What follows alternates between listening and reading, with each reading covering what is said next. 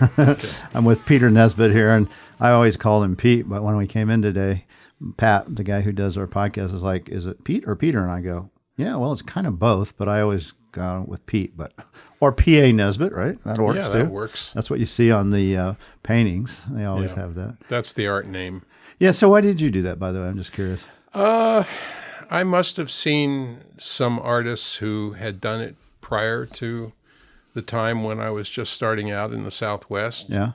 And I thought Peter sounded a little stiff, so I thought PA sounded a little more professional. Yeah. And I adopted it, and it stuck. Wasn't Turner and with the way he used his initials at all? JMW Turner. I know, right? I'm just wondering. Right. Maybe? That might have had something to do with it. Yeah, because I want to talk about that because later on, we're not there yet, but your paintings always do have this sense to me of Turner and Church, and I know there has to be inspiration there, and I know there is actually. It's a nice compliment. Yeah. Well, you're a good, very good hand. Yeah, Church in let's see, what year would it have been? 1979. His iceberg painting brought the most of any American painting ever. I remember seeing it at the National Gallery in Washington. It had a special showing. And do you remember when that was? No. Yeah. It was remarkable to see it, though, and it fired up my imagination. As a matter of fact, it had something to do with my decision to go to Antarctica because I wanted to see the bergs. Wow. As well. Yeah, so we're here. Let's talk about that painting, even though I'm going to go back and talk about your life since we're right at this point. By the way, that painting sold for $2.5 million at that time. A mere pittance. Yeah, and when it originally sold, it was painted in 1861, and I think it sold about 3 years later for, they think, around 10,000, which would have been, of course, a huge amount. And it was hanging on the third floor of some old house. Yeah, that's exactly right. No one knew where it was for 79 years or something. It's just crazy. But so you saw that painting, which was originally called North, and then he changed it to, I don't know if you knew that, to the iceberg. I didn't know that. No. Yeah, and he did that because in 1861 was the war, right? The war just started, and it was his little, take of, we're the North, right? Everyone's against us kind of thing. And I'm not sure why he changed the name, but he changed the painting a little bit too. He put a boat with a mast kind of crashed on the rock, which wasn't in the original one. Right. Well, he was yielding to the temptation to show a cataclysm in an extremely remote place, which was common in that period. The mast dropped down and so forth. Right. Ivazovsky, who did a lot of great Russian seascapes, did the floating mast from the vessel sunk and the men in the water. And those themes are very interesting to me. In fact, I have ideas for paintings that include dramatic events like that. Right now I'm working on a very large piece of a fire cloud burning up, part of the world, really. It's a interesting piece. Talk about that if you want, but that's just part of the American sublime tradition in painting, where you pick on themes that address the terrible, fearful aspects of nature, but that also hold your attention. And that's the American sublime. It's a theme that runs all the way back in American painting. It's funny, when I see your paintings, I see two different kinds of paintings. I see some that are very ephemeral and almost religious in a weird way. There's a spirituality that comes out in how they are composed. And then others, I see this great angst of, terror of the water, or the sky, or whatever it is. Yeah. Barbara Novak is a scholar who wrote the seminal book on the American luminous tradition. And in that, she identified two concurrent themes that run through American art of the past. And, of course, the first is the sublime and the terrible, and the second is beauty. Sublime and the beautiful. Those are the two themes. And I have to say, almost every piece I've ever done conforms to that dichotomy of work. Sometimes I go one way or the other. It depends on how bad my dreams are. Well, yeah. I mean, that was a question I was going to ask. So did the pandemic make everything more cataclysmic? No, climate change does. Yeah. Yeah, the change in temperatures, the drought here in the Southwest, the fires that I've witnessed, and the fire clouds in particular. Right. These gigantic, monstrous clouds that look like volcanic eruptions, but they're coming up out of the earth. Right. In fact, you just left one in Santa Fe, right? And We there's did. a big In heinous fact, fire right some now. friends of mine survived. Their house survived. All their neighbors burned to ash. And where was that? Was that in Amos? Flagstaff. Oh, that's in Flag. Yeah, it was in the big fire that just happened. Oh my gosh. Yep.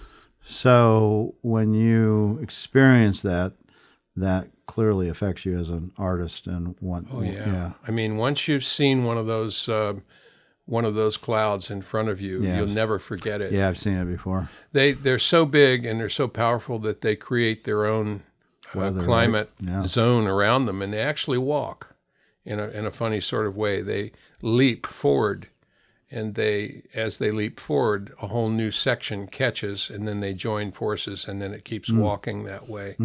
And normally you'll see lightning bolts come out of the cloud and in advance of the cloud, and it'll start smaller fires up ahead. So it's a sinister thing, and it's all over the world. Yeah. Well, we have some issues. So there's no doubt about it. And so when you take on a project like this, how big is this painting? I think it's 50 by 80. Yeah, something so like it's really big. It's large for me. I'd love to go much larger. As you know, I've always wanted to do bigger pieces. And I've always known that it's a good way not to sell a painting. Is to paint them too large. Well, that was actually what I was going to get to. Not so much the size, because I think 50 by 80 is still quite doable. I know the time on that has to be months and months and months, because I know you're not a fast painter. That's not a hit to you. It's just how you paint. But when you choose a subject matter like a cataclysmic cloud of fire, I mean, do you go, okay, this may be a hard sell? Because I certainly think about that. But, I have a commitment to myself not to yield to that, just because you're defending your authenticity as a painter by making choices that are favorable to the market. Right. And this is a battle that every one of us who paints has to deal with. And where do you fall on that scale as an artist? Are you painting for the dollar, or are you painting for posterity? And the possibility of actually achieving posterity is very, very slim. So do you go for that and you make up stories about yourself that you can do it? You'd better if you intend to get there. I mean, you have to make your mind up that you're painting for the long term, the long run. I asked Wilson Hurley this question when I studied with him briefly in his class back in 1980. I don't remember, 84. He said, you have to paint whatever you want, and if it's good enough, it's going to sell anyway. Yeah, so, no, that is true. And that was his point of view. I've actually wanted to do a show. I shouldn't tell people because then they'll want to go do it, but maybe I won't. Okay. No, I'll tell them. I always wanted to do a show of letting an artist push it to the max and paint something they wanted to really paint and not worry about if it would be a sellable or not. That would be an interesting theme. I know. The question that you would be wanting to ask is how many of your artists will be honest about that? Because I think a lot will. They could be exposed. I think they would be. I mean, it would be the same thing as what you're saying, is I have to paint something that I feel true to it and not worry if it sells. Well, as an art dealer, I'd be on the same line, right? You'd be taking a risk as well. Absolutely. Yeah. Big one. But part of me really wants to see what would come out. Oh, sounds like a great show. I think you should do it. Yeah, I know somebody will take this show. I don't know. Actually, most dealers won't take it because they don't want a show that doesn't do well.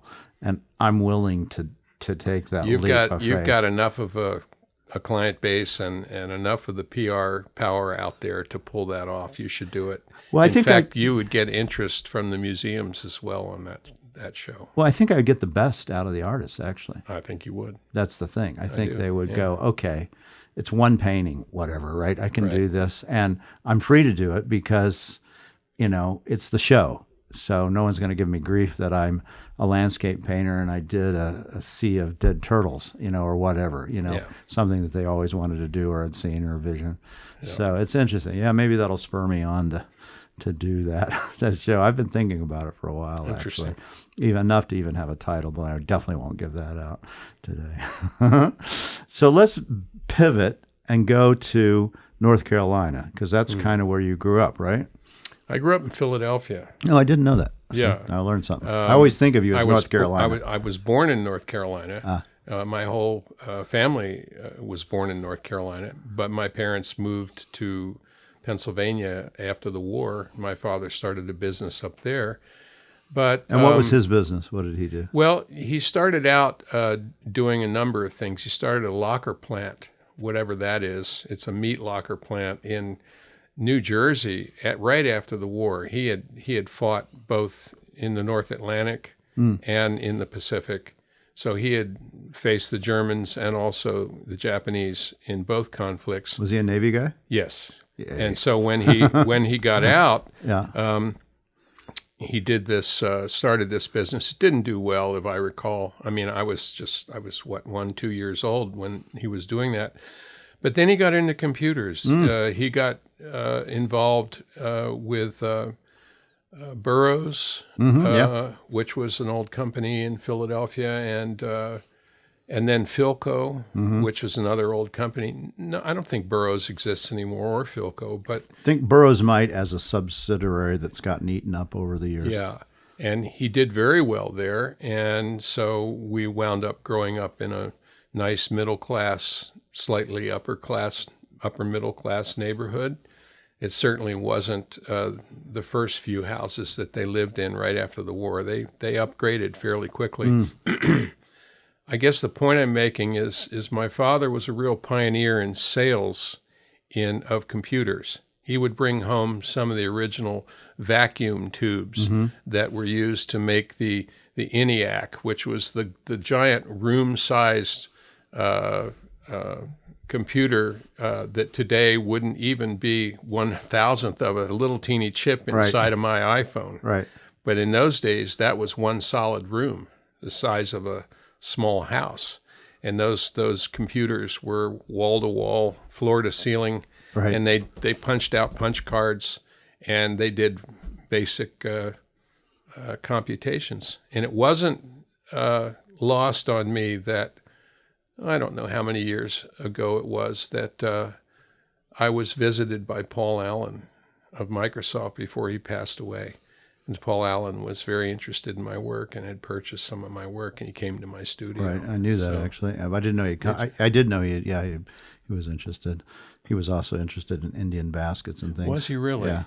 He was an Enlightenment man. So did he find out about your dad's stuff through your paintings? He didn't know anything about my father's. I see, until you... There was no connection between what my father did and my future in painting or any of that. Right. It was completely different. But I thought it was quite a coincidence to find myself having a client like Paul Allen when my father started out in that business, long before Paul Allen ever even invented the Microsoft or the software. whatever you call the hardware that they created. Yeah, the software, yeah. And so did your dad talk about the computers at all? Because, I mean, he's kind of young, and he's on the forefront of what's going on. He talked about it to the extent that he brought home bits and pieces of the actual hardware for us. He brought back transistor boards. He brought back vacuum tubes. He brought back the cards that they ran through the computers and so forth. I didn't understand it, of course, but my dad was not a man that spoke very much about anything. Like a lot of people who were in the war, they held it pretty close to the chest. They didn't reveal much. Yeah, I bet. Because they saw some terrible things. Yeah, I'm sure he did. Was he on a battleship or a carrier? Or No, he was on a supply ship. The first ship, he was on a Liberty ship crossing, and he was the gunnery officer that they put some mounts on the front and the stern of those old Liberty ships. hopefully to push a submarine away, at least far enough away that they could get by without taking a torpedo. Right. But he actually was involved in the sinking of a Japanese submarine in the Pacific. So, and he did talk to me about that, made a formidable impression on my mind of what that would have been like. Was that as a young kid, or because you end up in the Navy, and we'll get there, but was that before you were in the Navy? Sir, a long time before. Yeah, okay. Yeah. So you had this vision. I knew that there was a family tradition. I had an uncle who flew seaplanes, anti-submarine warfare, and was the co-pilot of a seaplane that landed on the open ocean and met a submarine that had surfaced and refueled from that submarine. It was the first time that was ever done. My uncle did that. And then the tradition continued with my brother John, who was a jet pilot on the USS Constellation during the Vietnam War. And in fact, I was standing watch on the bridge of my ship when his ship came in for the first time from the east, and what we called it in-chopped into the Seventh Fleet, and we welcomed his ship into the Seventh Fleet, and I sent a personal message across by signal light to my brother. And did he get it? Yes, he got it. Yes, yeah, they passed it on to him, and then later, maybe a year later, we replenished his ship, so they came in next to us side by side at about 300 yards in the middle of the night. I caught one of the last helicopters over to land on the deck of the Constellation, and he was there to meet the helicopter. But I had already grown a beard, and he didn't recognize me when I got off the helicopter. But we connected up, and then I remember sitting on the deck, leaning back against 500-pound bombs that were going to go off the next day. Yeah. So. Yeah. What were you? I mean, you were in the line, and now you're I was an officer. A line officer. Yeah. Standard. Straight, Navy line officer, black shoe Navy, as we call it. Yeah, and did you end up there in what, about 66? What year was it? I graduated high school in 1966, and then went to University of North Carolina, graduated there in 70. I was ROTC. Yeah. So as soon as I left Carolina in 70, I went straight to San Diego. And my ship was being built at National Steel in San Diego, and that took 8 months. And then once we were commissioned, we then went pretty much straight to Da Nang, to Vietnam, straight across. And that was like 71? Yeah. Yeah, so something toward like that. The end of when the cataclysmic just implosion of Saigon, basically. We were over there during a lot of that, and that was an interesting time. We were not real combatants, though we were designed to be involved in combatant situations, but we were what was called a fast combat supply ship. And so our work was to keep station, go to these different rendezvous points out in the middle of nowhere where all the ships would come in, and then we would do helicopter, and we'd do unrep or underway replenishment, which was a physical connection to another ship while you're moving. You don't stop like in the old days. Right. In the old days, you were a sitting duck if you stopped. Yeah. So the Navy had developed this method of high-pressure rigs that you'd shoot a line across, they'd tie it up, and then they would pull the cables over, and they'd link those up, and then constant tension would be put on these cables, and the supplies would run across back and forth on these constant cables.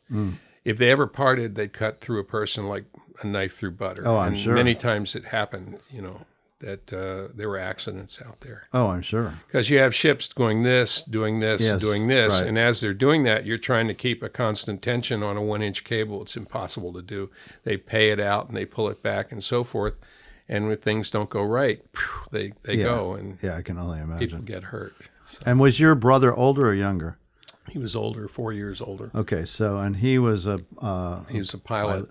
And he did that, so he went in and went about the same time you were going into college? He went in a few years earlier than I, and then he wound up doing mining of Haiphong Harbor and a number of attack runs into North Vietnam. And all of us who were there at the time except for the real hardcore, had serious reservations about what we were doing there. So it wasn't like we were gung-ho about it. Right.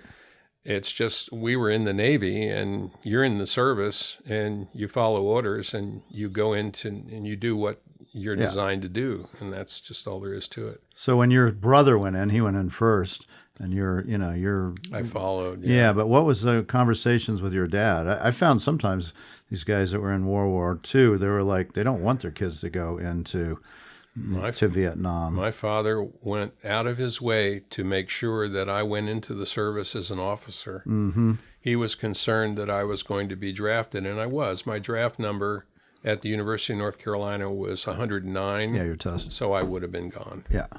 So I went in as an officer and made all the difference in the world in my experience for those years. Not that you didn't have any lesser risk, because you still did. But we didn't. But to this day, I don't feel like we risked very much Yeah, compared to a lot of people. Yeah, and well, you were 21, and also you saw the Marines and what the Marines were doing. Oh, yeah. And those guys risk it all every day. Oh, yeah, I have so many stories of those people. So, backing up just a little bit. So you're growing up in a middle class to upper middle class family. You have a brother. You have any other kids, other sisters, and just the two of you guys? I have 3 brothers. 3 brothers. And the other brother was? Two younger and the one older. Okay, so they avoided Yeah. that. And were you interested in art at that time as a kid? Were you drawing and doing stuff like that? Yes, I was. My mother was a very gifted painter. She won some pretty big awards up in New Hope, Pennsylvania, which was an art colony that we grew up right near New Hope. So I know exactly where that is. Yeah, and so when I was about 8 years old, she put the brushes out.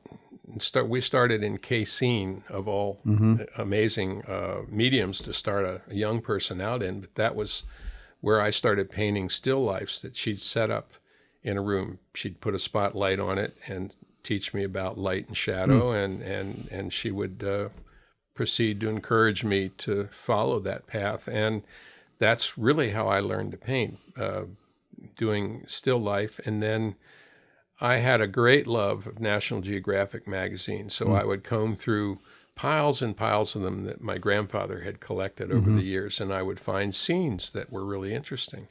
And curiously enough, one of the scenes that I was copying as an artist was of some Navajo Indians in Monument Valley over by the Yebiche monuments over there. And I remember painting that at 8, 9 years old, my first piece of Western art. Interesting.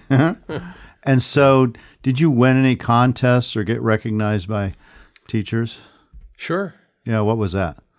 Oh, I don't remember what they were. They're small potatoes. But it's funny, we say they're small potatoes, but I found from interviewing so many artists that those little times where you get ignited and that you win something sets it in place. I had plenty of it, and enough to make me develop this confidence that this was really something I could do. Right. And my mother, of course, God bless her, always encouraged. And I got into a very bad habit as a young boy painting to seek her approval through paintings. Oh, well. Yeah. And so still to this day, if I complete a painting, I have to bring my wife in to look at it to get approval of it. Yeah. Otherwise, I don't release it. And if she didn't like it, what happened? We have a nice argument, and I explained to her why I want it that way. And more than likely, I'll very definitely consider her objection, because after all, she has a very tutored eye. She knows what she's... This is your wife. Yes. Yeah. She knows what she's looking at, but she hasn't spent 40 years looking at the old masters and looking at all these other paintings. And so I've learned to acknowledge what she knows, and also sometimes I have changed and incorporated her suggestions. But usually I go my own way. And what about your mom? Did she ever say, No, she never did. She just shook her head and said, I didn't imagine you'd ever do this. And I love you. Yeah, of course. Yeah, well, I mean, it's a big deal, right? It is. When your mom tells you she loves your painting and she loves you, and you have a knack for it. Yeah. And so you Yeah. continue down that road. Yeah. So in high Exactly. school, did you have a sense of what you wanted to do when you were going to go to college? My father put a lot of pressure on me to go to the University of North Carolina, where he went. He was president of the class in Oh, boy. 1940. Yeah. And so he wanted me to go there. I applied to Dartmouth, Virginia, and North Carolina, and I got accepted at all three. I did go to interviews for Princeton and didn't get past that. Yeah. And I realized there was a fraternity involved in getting into Princeton and Especially Harvard. at and that time. Yeah, Especially. definitely. My father didn't quite have the cachet to get me into Princeton. Who cares? I went to a good university. I had a good liberal arts education, but I didn't really enjoy the majors. I found myself trying to do an economics major. I just didn't have the math mind. My brain is cleaved in half: the right brain and the left. The left is the math, and the right is the art. Right. I'm a right brain guy, Yeah. and so. Going into the business world was not my future. But your dad was hoping that might be your I future? think he was. Yeah. Both parents, including my mom, discouraged art as a actual profession. Right. Wilson Hurley once said in class that he was that his family disinherited him for becoming an artist. His dad, who was a very famous ambassador for the United States. He probably thought he was wasting his life. He did. They do, and they think that Right. in that time period in our lives. Yeah. That, Or even not only in that time frame, I'm afraid. It still happens now. it's hard for me to imagine. I Oh, mean, yeah, for sure. the art world is such a lucrative place to be if you know what you're doing. It's only such a small amount, though. And Yeah. if you happen to be an artist that comes from a family that doesn't have any artists and understands any of that, and they just see it as, oh, my God, you're never going to have a paycheck, Right. you know? And I certainly heard that. yeah. Yeah, I'm sure you heard it from your, what are you going to do? Yeah. So, it's still it's a very difficult situation, I think, for a lot of places and certain cultures and religions or, like this is not something you really do as a job.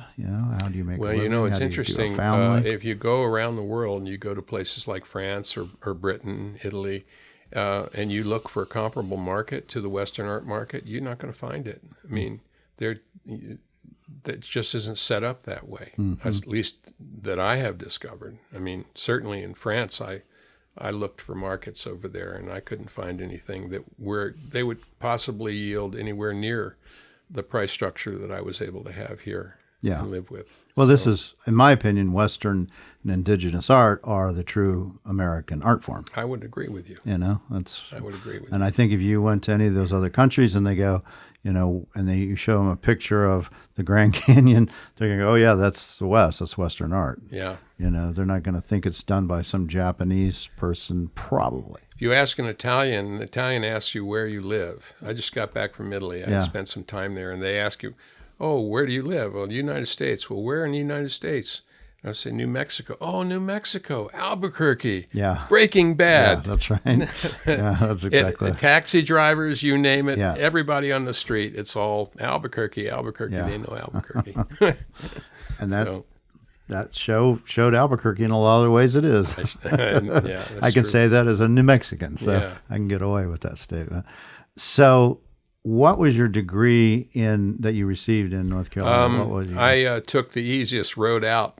I got an AB in history, Yeah. Middle East studies. Oh, interesting. I was an expert in the Ottoman Empire and the Mamluks and all of this other arcane information that didn't serve me one bit other than to be a history buff. I love history. Okay, and, so that's why you loved history. Yeah, I love history, and I love military history, strangely enough. Yeah. I read a lot of it, and yet you couldn't pay me to show up on a battlefield at this time in my life. I just wouldn't want any part of it. I'm Yeah. all for peace. Yeah, I get it. And so you graduate.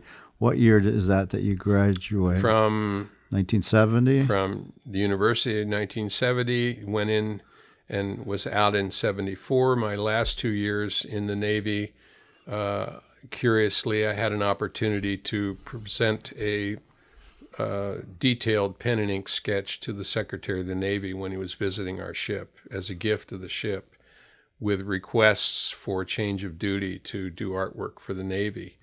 And when he left, he had the drawing under his arm. I have a picture of him getting on the helicopter. We're out in the middle of the Tonkin Gulf. Right. And 2 weeks later, I had orders off the ship to Indianapolis, to the Officer Information School at Fort Ben Harrison, Indiana. I went there for 2 weeks, learned about public relations, and then I was assigned to a public relations office in the Pentagon. So for 2 years, I worked in the Pentagon doing magazine design, illustration, and also I did some ad hoc portraits for higher-ups in the Navy establishment. And that set me up for a follow-up career once I got out of the Navy in '74 as an illustrator and a graphics designer. And I had that business for about 7 years, maybe, operating out of my own home, working, really strange, long nights, hours, 20, 25 national clients, commuting back and forth from my home in West Virginia to Washington, D.C. to visit clients, carry my portfolio of graphic designs around, showing them, making cold calls to 30 or 40 people a week to try and break into new organizations. And I did all that schlepping all around and got very, very tired of that lifestyle. So I have a question. Yeah. When you did that drawing on that ship, you knew the guy was coming? We knew, yeah. But you clearly wanted to do something to try to break out of what you were doing, it sounds like. I did, but I also had the support of the captain of the ship, who was a real fan. He loved my art ability. So you were working and drawing and doing all the stuff. Oh, yeah. I designed the original ship seal when it was being constructed.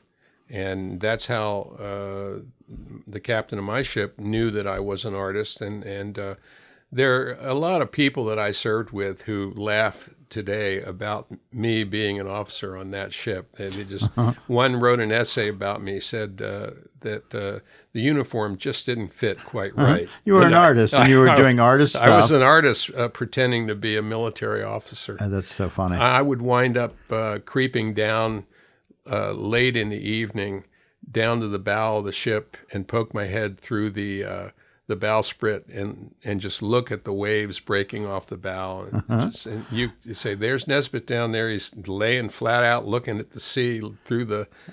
And I won't even talk about the collision at sea that I was involved in. Okay. So, all right, we won't go down that. Well, it was bad. Yeah. And it really, talk about the sublime and the terrible. Yeah.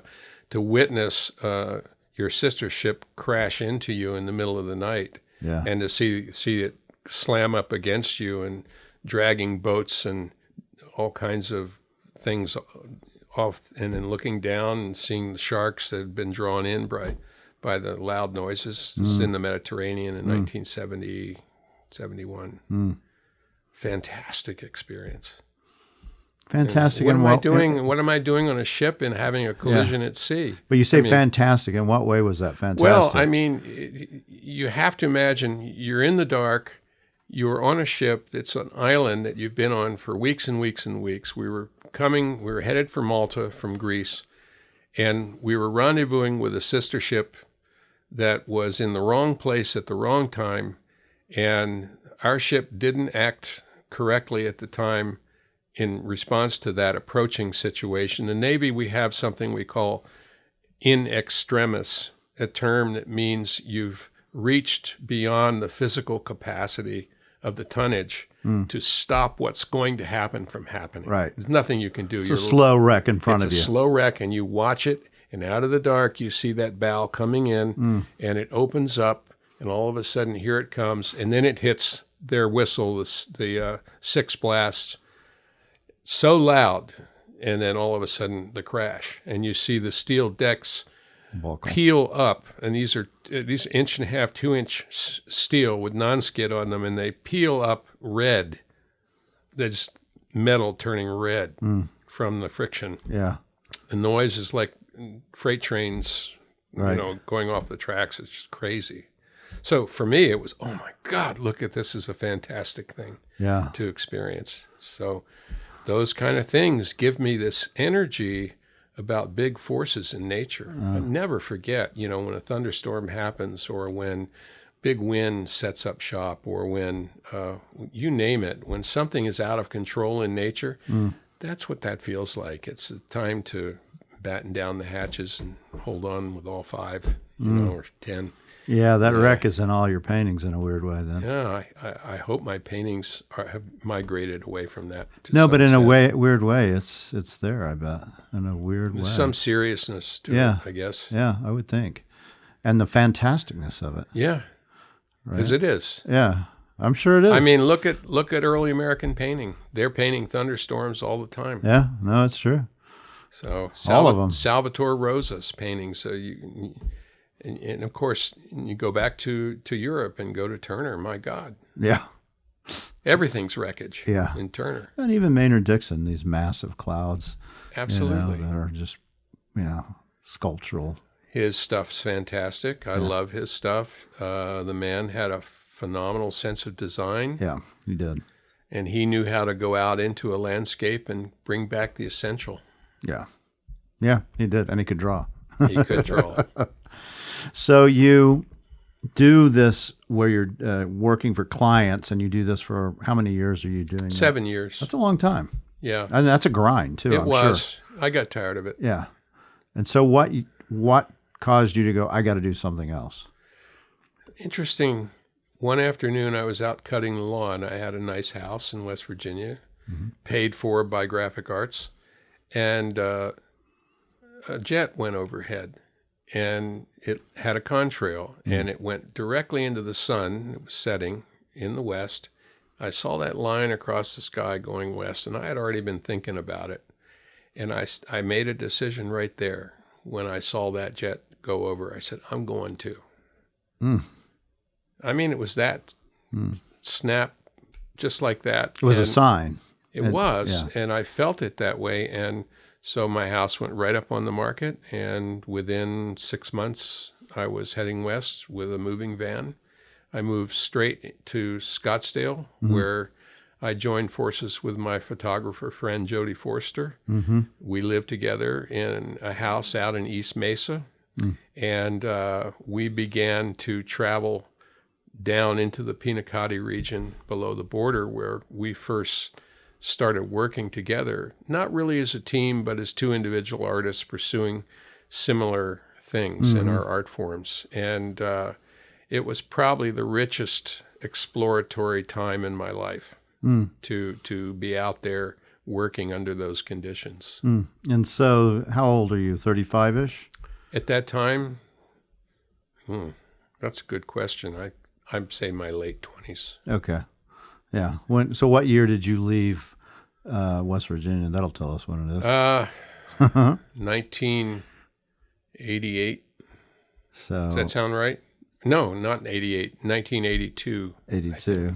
So, yeah, you were more like 35. Yeah. So, and at that point you go, okay, I know I can make a living being a graphic artist if I need to, but I want to paint? Yeah. Oh, you did. I had paintings that I was already doing in West Virginia. One was an old shack up in the flats in Colorado. Another was, I don't know, some old boards on an old structure, and then the window was open, and through the window was Monument Valley. So I was already starting to dream up these compositions that clearly had nothing to do with West Virginia or Washington, D.C. or the East Coast, Right. And my friend Jody had encouraged me to come out anyway. He was on me to get out there because he said there's a whole world waiting, for what you could do. So. And how did you meet him? How did you know? Oh, Jody? mutual friend. We met, and he happened to have studied at Cal State LA with some very prestigious professors in photography, and so he was a budding fine art photographer at the time, and he was very knowledgeable of the American photography tradition, particularly Ansel, Yep. and people like him, Win Bullock, Paul Strand, Weston, of course, and he was an argumentative, highly intelligent person who challenged me to step out beyond my own capabilities. And I don't want to say we competed with each other, but we kept each other keen. Mm-hmm. You know, like blades. Yeah. You know. Look what I did. Oh, Yeah. This is what I'm working on. Yeah, exactly. Right. Hi, Mom. This is what I'm working on. Yeah. Well, my mom was gone by that time. No, but Jody was there, Yeah. right? I'm sure he gave you encouragement too. He liked it. Yeah, encouragement in a different kind of way. Yeah, I think. okay. Yeah, different thing. I get it. And so It's a guy thing. Yeah, no, I get Yeah. it. That's why I understand. Yeah. Yeah. Competitive thing. Yeah. And so you started doing these paintings of the landscapes. There was landscapes right off the bat. Right, and I immediately took them into the gallery in Scottsdale, and they immediately sold. Within 2 weeks, I had my first sale. Do you remember the name of the gallery? Yes, I do, and I'll It'll think come. of it in a Yeah, second. I got it. But the point was that I immediately had a success, a financial success, Yeah. and that was really an encouragement. Said, bet. oh, this is doable. Now, I didn't get much for the piece, but based upon what I had before, it was substantial. Yeah. So, yeah, it was O'Brien's Art Emporium. Oh, yeah, I was remember the that. name of it. Mhm. That Bill was a- Dickerson that and was a good- it was a good- Stephanie Roberts. And Bill, of course, is long gone. And Stephanie, I believe, is still alive. And they were like art parents to me here in Scottsdale. So I migrated into that art scene down there and started doing shows. And that's where I met Wilson Hurley at the Scottsdale Art School during that time, the only class he ever taught. And I was in that class with Kurt Walders and a number of other artists. And then I went up to Santa Fe for the first time to try and get my work into a gallery in Santa Fe. And the first place I took my paintings was to Forest Fen. And that's another story. Did you end up with Forrest? No, I didn't. Yeah. There was a time where Forrest was going to open a new gallery in Taos, and he took my work. He accepted, I don't know, 7 or 8 pieces for that show. But those works never ever really got onto the walls. I think he had them waiting for a structure to be built or a piece of property to be acquired for the gallery in Taos, and it never happened. So I really wasn't on the market during that time. Yeah. And it just, there was no energy there. So I wound up with Zeb Conley at Jameson Gallery. So that's where I got started. Is this like the late 80s kind of thing? Yeah. 88, 89. Yeah. Got it. Yeah. And so, but you're still living in Scottsdale. Yes, but I moved up to first to Flagstaff, and from there to Santa Fe. And why Santa Fe? It was right. Yeah, I mean, I get it. I mean, that was a great time to be in Santa Fe in It the was. late 80s, early 90s, mid 90s. It was. So much And, was going on. You know, the Texas multimillionaires Yeah. were coming into town riding the oil boom, and they were rolling $100 bills that were up in 3-inch rolls out on the table to buy paintings. Yeah, oil was high, and That's Western it. art was good, and yeah, That's right. No, and Southwest style was a big thing too It was at that time. Santa Fe style is actually yeah, what they the call it. howling coyotes were all over the place. Drove us crazy. Yeah, But yeah, the Blue Corn Cafe and the Coyote Cafe and the first Santa Fe style book came out and all that kind of stuff. Native American arts was kicking it. Yep. Yeah, so you said, okay, Scottsdale's great, but Santa Fe is more interesting. much more. And it is interesting. I mean, it's got a great, it's a wonderful city. I lived there for 20 years. Yeah, but I have to say that my sales experience in Santa Fe has not been all that great. Yeah, Later years, it got a lot better. yeah, But, I had equal successes down here, too. sure. But honestly, compared to other artists, I've never sold work as prolifically as other artists have sold. I'm slow, as you've mentioned. It's Right. true. That's by design. Right.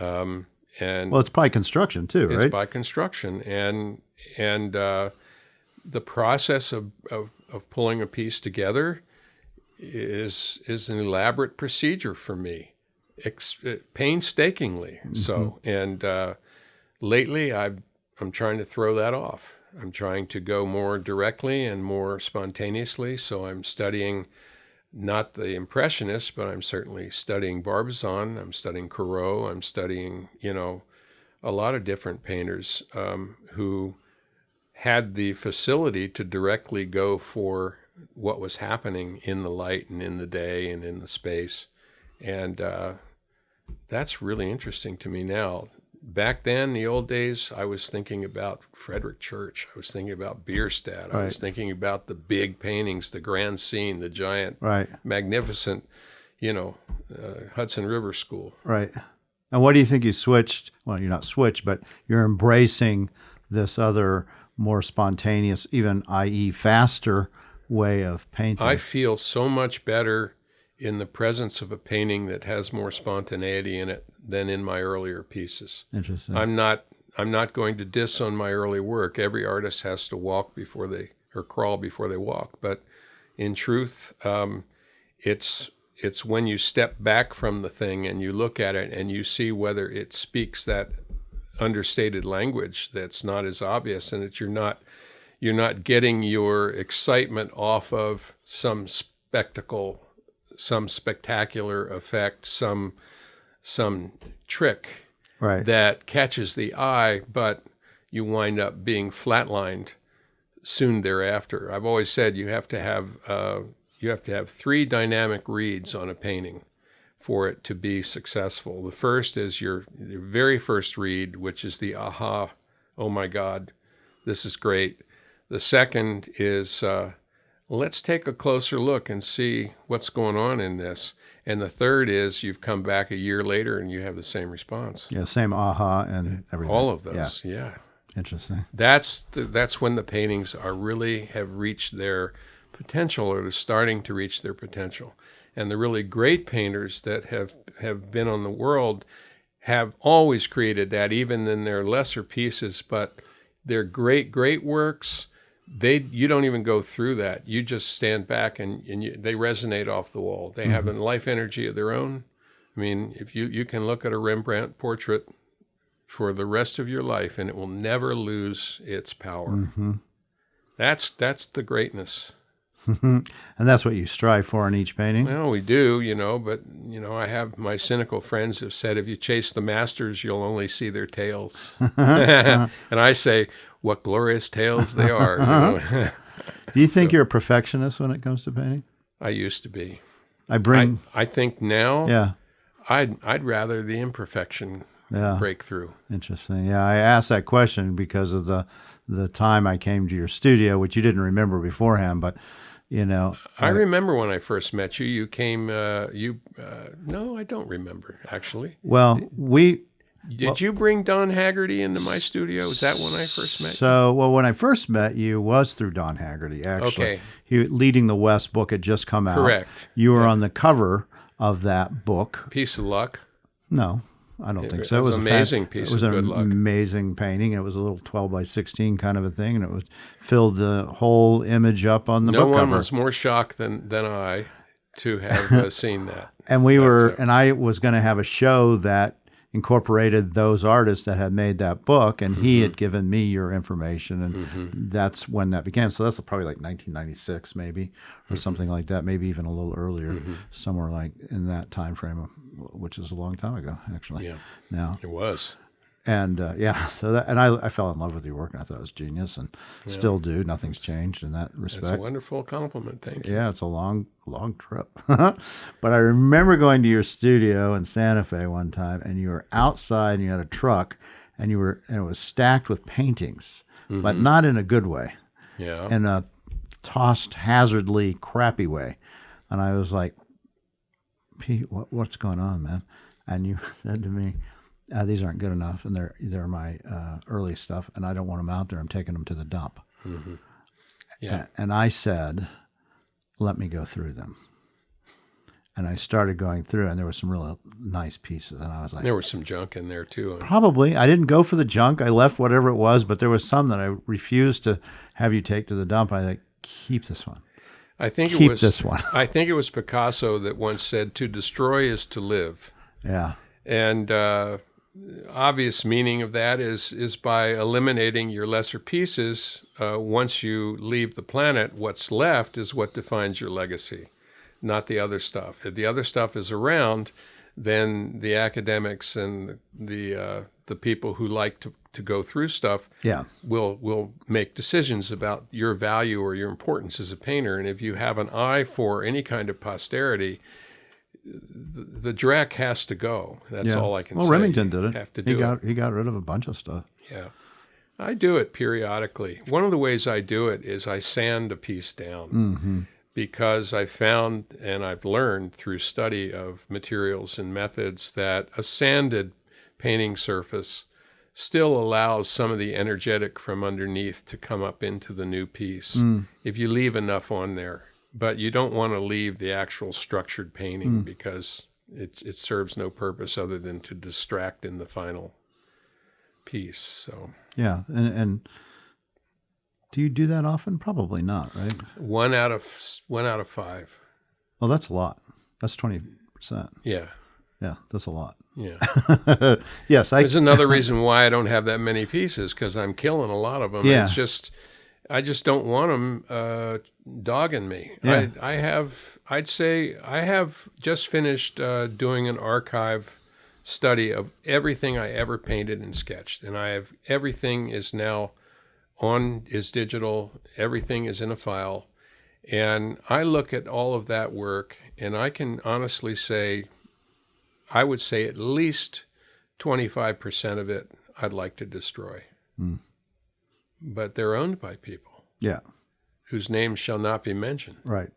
And you know, it's the way it is too. But you know, really, other people who see that stuff think it's good stuff. It's just my hypercritical eye. That's right.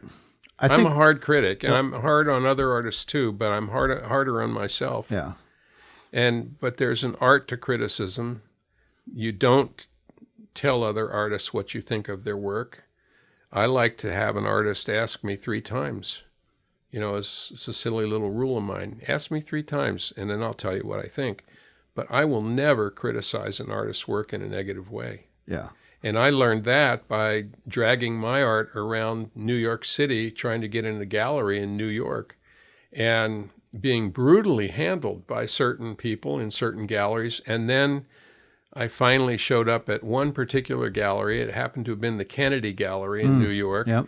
And the gentleman who looked at my work at that time refused me entry, but refused me with such panache and grace that I tried to remember the way in which I was treated at that time. And I've never criticized another artist differently if I can help it, you know. Yeah. Because, you know, we're all hypersensitive creatures. We don't like being told that we've created junk. Right. And we want to be told it in a way, if it is junk, yes, it's going to happen, but you want to be told in a way that helps you move to the next level, right? And let's not forget that person actually may not know what the hell they're looking or talking about either. Yeah. So, I mean, Frederick Church's painting of the icebergs was horribly criticized by the critics. Mm-hmm. So this is true. When it sold for $2.5 million in 1979, it got eviscerated as being, you know, why? This is not a great painting. Yes. So, but we have to look at who those people were and what their attitude that existed in the 70s about. I mean, if you look at the work of Innes, or you look at the work of some of the other Hudson River painters, they disappeared around the turn of the century. They didn't even get on the wall, but they were in the cellars at the Met. And then all of a sudden in the 70s, the Met unveils these luminist, that famous luminist exhibition where we saw the iceberg for the first time. And all of a sudden, all the critics are falling all over themselves to say, well, why is the Metropolitan doing this? What has happened here? This is not appropriate. After all, we need to have, you know, the non-objective scene has to have its day constantly and forever. And I bet if you ask the Dallas Art Museum what's their most important painting, probably that painting. Yeah, probably would be. It's yeah. top 5 for sure. Yeah. So Yeah. Now, when I saw it for the first time, I saw emerald green, I saw beige, I saw violets, Yeah. and so forth. And when I got to Antarctica and I was in front of those very bergs, similar bergs, and Yes. looking in the same kind of light, it was nothing of the sort. I mean, it was absolutely not Frederick Church's icebergs. right. There were penguins, but there weren't those colors. The colors were very different. And so you did that painting with Antarctica. Was that through the military? Which- when you went out and painted the icebergs? No, I went with my friend Jody. We went as a team Yes. through the National Science Foundation. They had a program. They still have this program. It's called the Antarctic Artists and Writers Program, where they grant you transport to the continent, Right. and you have the opportunity to create artwork from whatever you want to do, because you've already been screened through a committee, Right. and you create what you want. You just have to try to make an effort to publicize it and to publicize the National Science Foundation as your payback for all of the travel that they provide and support that they provide, which was substantial for us. I think I got over $150,000 to $200,000 worth of transport alone, Wow. going across the continent all the way to the South Pole and to remote camps and other places. So That must have been a life-changing experience totally, as well. it was completely life-changing. Yeah. And in many cases, I was completely alone. For example, we requested to go up to a valley above the dry valleys, the famous research areas where most of the scientists work, to a place called Beacon Valley.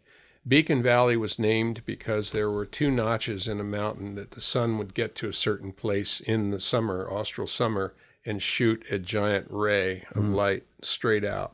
It was a fantastic light effect that happened. And but no one had ever been in the Beacon Valley. It was, we were the first human beings to ever step on that soil for the first time. Much less paint it. Much less painted, yeah. And I did sketches of Beacon Valley, and I've sold them. I don't know where they are. Yeah. They're out there. So Oh, that's really interesting. And you're also known, I would say you're mostly, your main thing that you're known for is Grand Canyon, also Rio Grande Gorge, but really Grand Canyon. You've taken many trips down that, right? Maybe you can yes, tell and I about have that. one lined up for this September, October. Oh, nice. Yeah, it'll be my 18th trip. I Down? think. Yeah. Wow. So And when you're down there, you're doing little plein air plein airs. Yeah. paintings and No, sketches and photos, I they're think. mostly 9x12. Yeah. Because the way it works down there is the boat pulls in, you jump out, and if you don't have to prepare dinner or have some other service to the crew, Right. you take off. And depending upon, you've got X number of days to be on the river, and you've got so many places to stop. And so the clock is always moving. And very often you can only stay in one place more than 3 hours. So I've trained myself over the years to do a 2-hour field sketch. And then I have apparatus where I put it into a box that's dry and is sealed so that when we go through the rapids, they don't get wet. This is your 18th trip? Yeah. So what is it it's the Grand Canyon, I get that, but what is it about that that's so compelling that you've almost done it for 20 years? Yeah, it's a light factory, I guess is the way I would. It's a place where as the sun moves across the sky, you've got walls that you're deep down into, crevasses or crevasse-like situations where you have giant walls going up on either side of you, and the sun is either above you, directly on you, or it's sending bounce light across to hit this wall, and then like a billiard ball, that light comes across, hits this wall, and then bounces into the river. You get the super reflections off the river, and they're shooting light back up under the ledges. And so you've got this phenomenal light game going on, and you're just flabbergasted by the chaos, beautiful chaos. Right. And it's like that way all the time, and it's never the same. And you also have the water that's doing crazy stuff. And you have right? the rapids, Yeah. which is, that's Never the same there's either. there's my ship colliding at sea experience all over again. bet. I'm going down through rapids as high as this room, and people have died. It's not like it's just safe. I've done it. It's safe. I know guides that have 300 safe passages through, but there are also rapids that are named after people. Mm-hmm.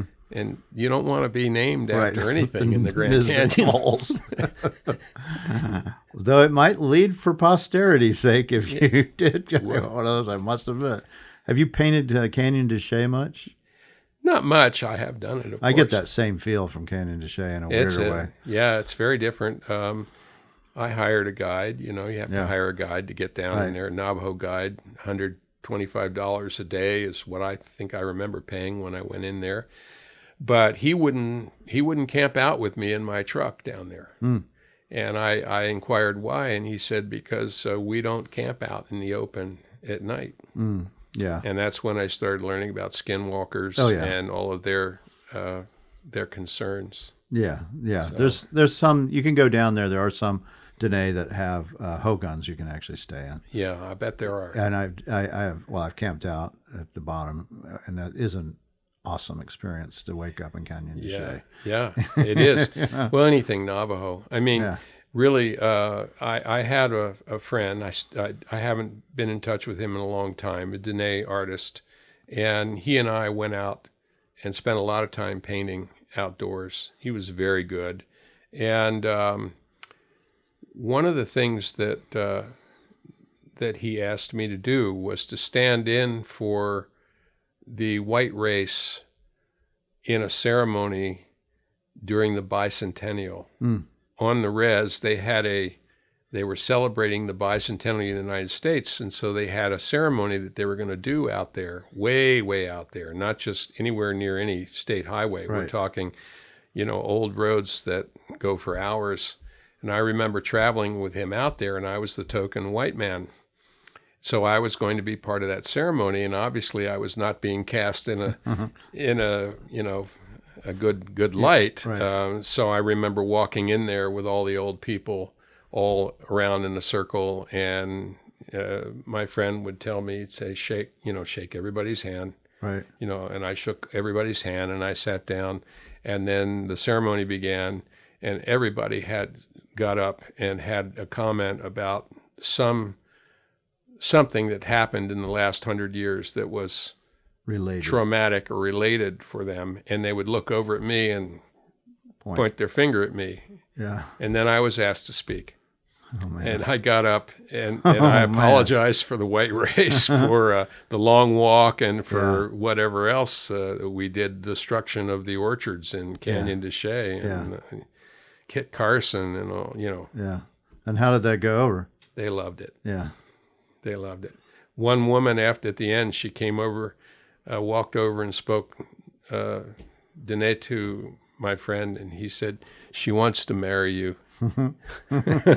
Which was so I guess a compliment. It was okay. Well, you think about it, it's in 1976. That's only 42 years since they were given the right to vote in America. Think about that. Native Americans didn't have the right to vote until 1924. Right.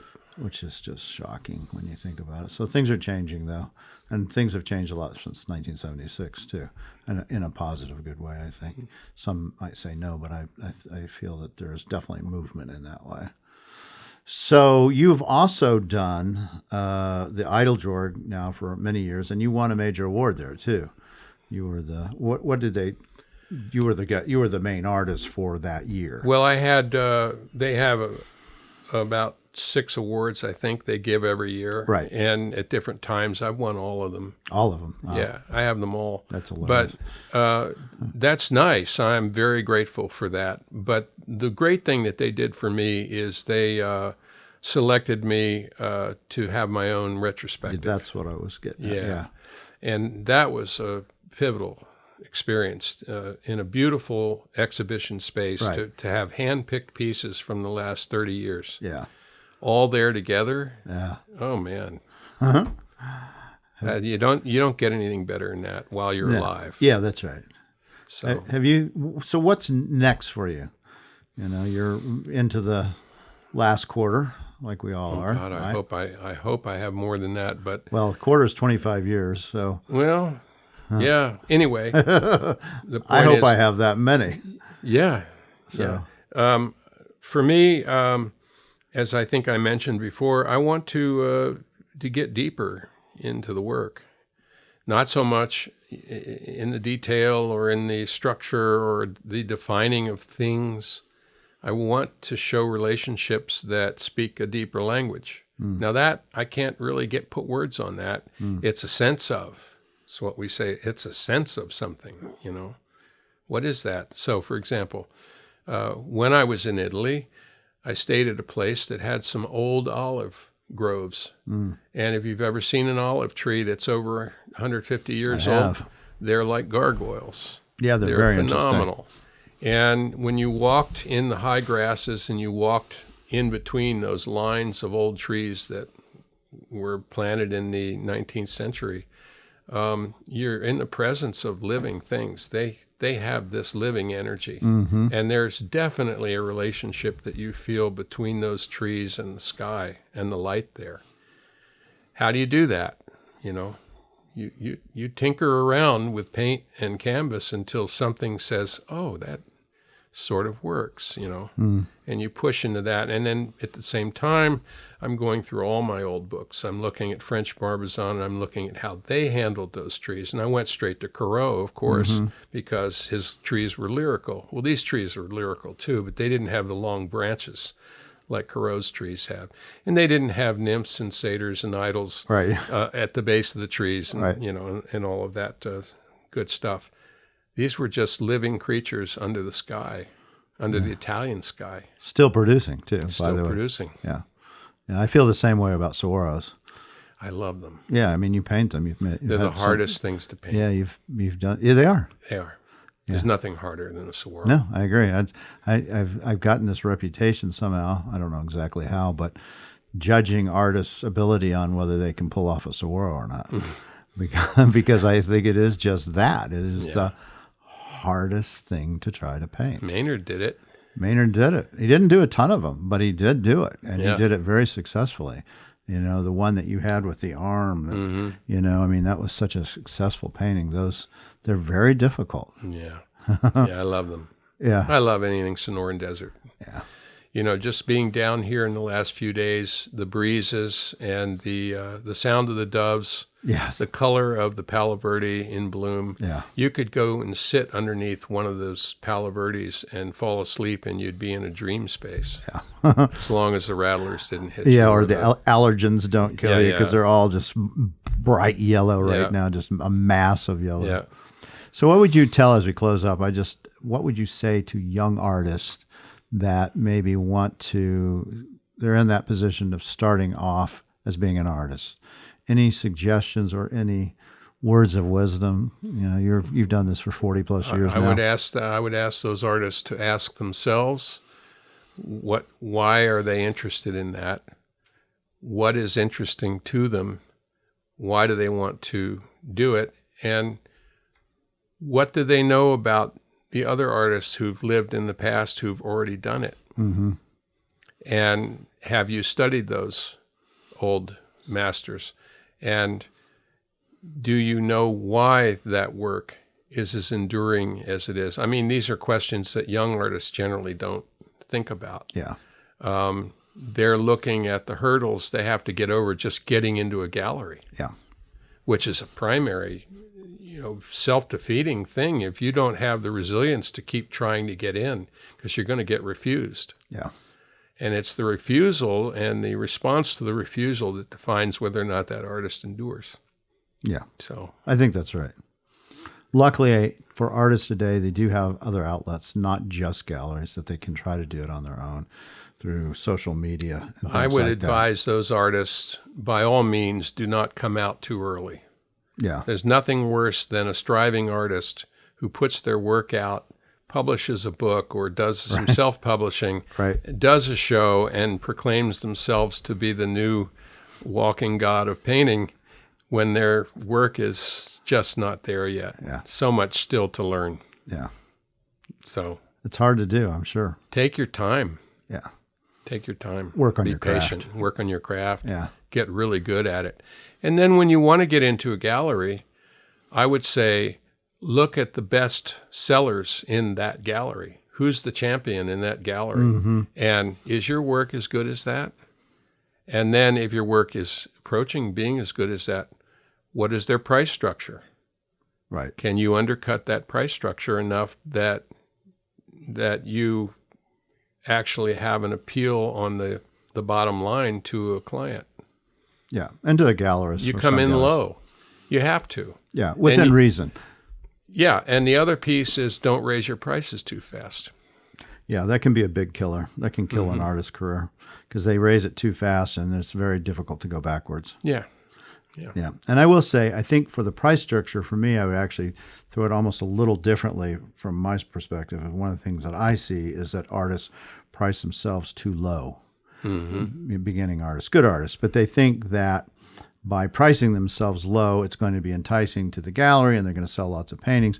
But I think they set themselves up for failure in the long run because if it's too low, what happens is they sell all these paintings at low prices, then their price structure goes up, up, up, and then all these paintings flood on the market that, they paid, they sold for $500 and now they're worth $5,000 and it cuts into, your new stuff. Sure. I just think they should research. Yes, research is right. Research the environment you're going to be hanging That's right. in. Yeah. Yeah. And who you're going to be hanging with. And also, a lot of clients have a threshold where if it's too low, they won't touch it. That's true. Even as a gallerist, I can't. If the paintings are too low, I can't hang them because it doesn't make economic sense. Right. I can't put a 30-40 on the wall that's $2,000. Right. It just doesn't make sense. My wall spaces are too expensive. And I know immediately that they're undercutting themselves. They're not doing themselves a service. And I tell them, it seems antithetical, but I always say, you're too low.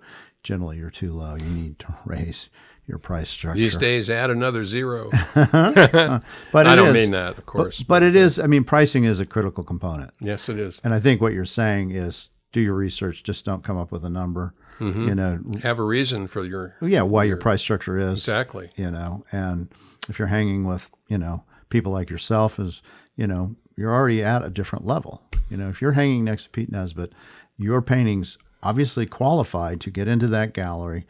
So you should have, you should see worth in them that you're able to hang next to. Yeah, a and master. also for an artist like myself, I'm 73. Yep. Okay, so I'm an old timer, and I don't want to hang with too many inexperienced artists.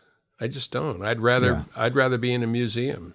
Yeah. Well, or I'd rather be hanging with artists in a gallery who are painting at the level I'm painting at and at the price structure I'm painting. To get in a gallery like this, they have to be. Unfortunately, they better be. Yeah, they have to be. Yeah. It's very unusual to get a young artist, unfortunately, in a gallery like this because they haven't paid the dues and they haven't got there yet. I saw somebody the other day who was a great artist and he really had the potential, but I just said, you gotta do it. You gotta keep putting in the work. You're not, just talk to me in 5 years and hopefully we'll still be interested. But I think, you got to go through that process. Of course. You haven't gone through the process yet. Absolutely. Yeah. And I do believe that. I think occasionally you'll find somebody that isn't, the Glenn Deans of the world or the Logan Edwards. Very talented artists. Yeah, that you can just see it and you go, oh, they have it. They already have it now. And they have, not only do they have it from a standpoint of painting, but almost as important, they have it in a mindset that they're driven and this is what I want to do and this is all I'm going to do and I'm not going to do anything else and this is my life. There it is. And when I see that, that's a commitment. I go, that's a long-term trajectory. That's a person who's at 29 is still going to have that burning desire at 39 and not go, oh, I'm going on to something else or doing this. Right. And I have seen those. Right. Well, they're fast burners in the Southwest art scene. We call them fast burners because they show up, they do some spectacle, they get phenomenal sales, and their prices boom right up super fast. And then they're yesterday's business, not that long thereafter. Yeah, you never see them again. Yeah. Very often. Yeah. Most of the artists I've had for 20 plus years. We're all getting old. All right, Pete, thank you so much for dropping by. How fun this was. Thank you. Yeah, no, it's been long time coming. I know we tried about 2 years ago, I think. We were going to do it on Zoom or something. And yeah, because of COVID. Yeah, because of COVID. But it's it's way overdue. I'm thrilled to have you as an artist in my gallery. I've always been a fan of your work. And thank you very much. The podcast shows, the depth of who you are. Oh, thank you very much. I appreciate it. Pete Nesbit, or as we like to say on the wall, it'll say P.A. Nesbit. There it is. All right, thanks, Pete. Thank you.